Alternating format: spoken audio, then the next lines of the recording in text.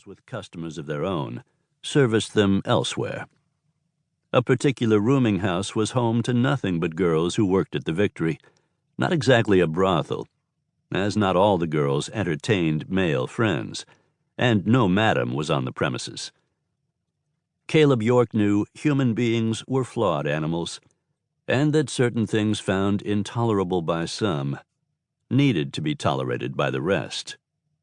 Right now, York was looking at 3 aces, also a deuce of clubs and a 10 of diamonds, but those he would discard on the draw.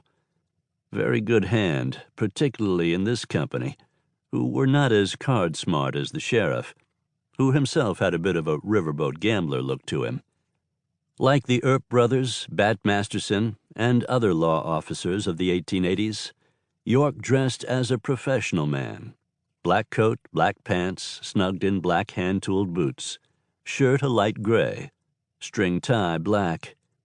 Even seated here, he kept on the black hat with a cavalry pinch and a gray knotted kerchief at his neck. He wore his Colt single-action Army .44 low on his right side and usually kept it tied down. At the card table, though, he let it hang loose. A weapon falling to the floor and discharging could be taken the wrong way. Big but lean, raw-boned, firm-jawed, his hair reddish-brown, York wore a full-face beard, though in the past he'd either been mustached or clean-shaven. He was squinting at his cards with those seldom blinking, washed-out blue eyes, but truth be told, that squint was his normal expression. As Friday night rowdy as the Victory was, Trinidad had been fairly peaceable. The big trouble lately, a rabid dog he'd had to shoot, a canine one for a change. January in New Mexico had been just cold enough, down around 10 degrees some nights, edging no higher than 40 degrees by day, to keep things quiet. That was how Sheriff Caleb York liked it. It was the winter chill that encouraged his beard, though he had the town barber keep it trimmed back. After 8 months or so in Trinidad, York was a well-established part of the little community. He'd rolled into town a stranger, on his way west to take a job with the Pinkertons in San Diego. He had been enjoying an anonymity from the false impression the world had that celebrated shootist Caleb York had met his match, gunned down in the street some months back.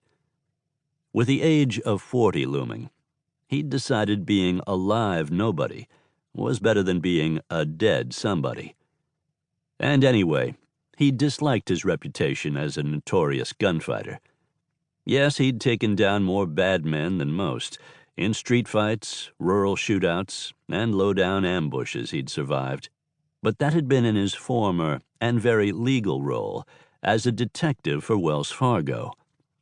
He couldn't help it if the dime novelist like Ned Buntlin had turned him into a damned storybook hero, a legend.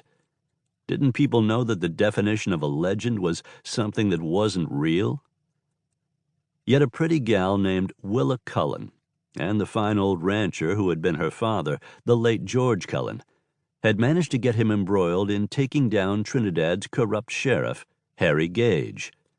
And now, instead of working in the big city for the Pinks, he had allowed himself to be seduced by a pretty face and a citizens' committee into taking over for that now-deceased crooked lawman. As it happened, his romance with Willa had gone cold, though he sensed signs of rekindling. But that citizens' committee had not only matched Pinkerton's offer, but thrown in some incidentals to boot. Thanks to the mayor's political connections, he was county sheriff as well as the town's lawman, filling a marshal's role unofficially.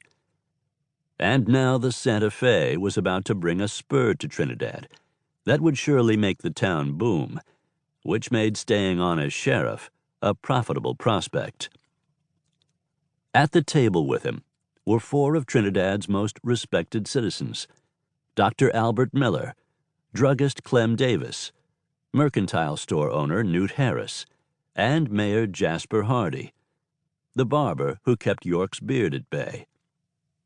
Doc Miller, perhaps York's best friend in town,